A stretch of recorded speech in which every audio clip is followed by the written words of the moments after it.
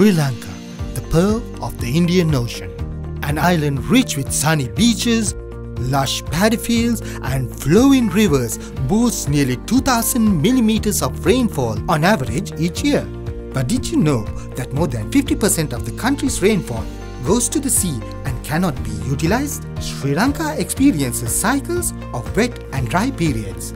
Today, however, due to an increase in climate variabilities, we are no longer able to predict when these seasons will be resulting in economic, social and environmental issues for communities depending on agriculture for their livelihoods. Recognizing the range of issues Sri Lanka is facing due to rapidly changing climate patterns, a dialogue was held in August 2018, focusing on water security and climate variability. The dialogue covered a wide range of water and climate-related topics. Here are some of the findings. Sri Lanka has 10 ministries with portfolios related to water and more than 20 departments involved in water resource management. What it does not have is a working policy on water use and resource management. There is a clear need for Sri Lanka to work on integrated urban water management, not just by looking at flood models or embankments to divert water, but by assessing overall urban water and land usage. The responsibility for water management must lie within one institution with the ability to undertake high-level decisions on water. Given that there are currently multiple agencies focusing on water management, a national water resource policy needs to be formulated and effectively enforced, one which will lay out a clear blueprint for all departments to adhere to. It is also imperative that the private sector takes a much more proactive role in this scheme by being more accountable with relation to the manufacturing nature of their products and services.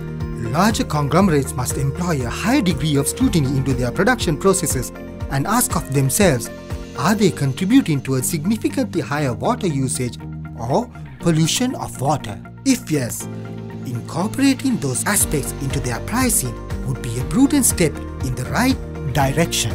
Virtual water or hidden water behind a product or commodity needs to be considered during agricultural planning in order to ascertain which crops should be prioritized and which should be grown instead of being imported. This is where the term big data comes in. But before I move on, perhaps I better explain a bit more about what virtual water really is. Virtual water is the term given to the volume of water used to produce goods and services. So, for instance, hypothetically speaking, 1 kilogram of chicken may contain approximately 10,000 liters of water, while a single apple may contain about 70 liters of water. Virtual water is the water that is required to feed and rear the chicken or grow the apple. As simple as that is, it begs the question why data and evidence are so important when making policy decisions.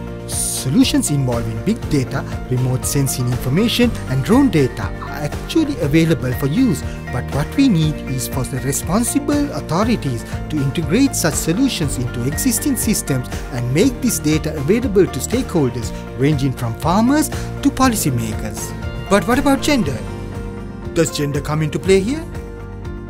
Well, of course it does. The involvement of women in agriculture is severely underreported. Around 33% of women in Sri Lanka are employed in the agricultural sector. Essentially what these numbers mean is that nearly 40 to 50% of the entire agricultural workforce of Sri Lanka are female. Despite the contribution made by the women to the Sri Lankan economy, a third of the households in the estate sector still need to walk several kilometers away from their households just to access water. Yet another burden which most often falls upon the woman. For this reason, particularly when water security measures and through systems are evaluated, a greater emphasis must be placed on rainwater harvesting interventions and the disproportionate impact it has on women in rural areas. There is plenty to do on the part of both the government and the private sector. But where do you come in? You can help create and spread this awareness. Try to find ways to save and conserve water in your own households and offices.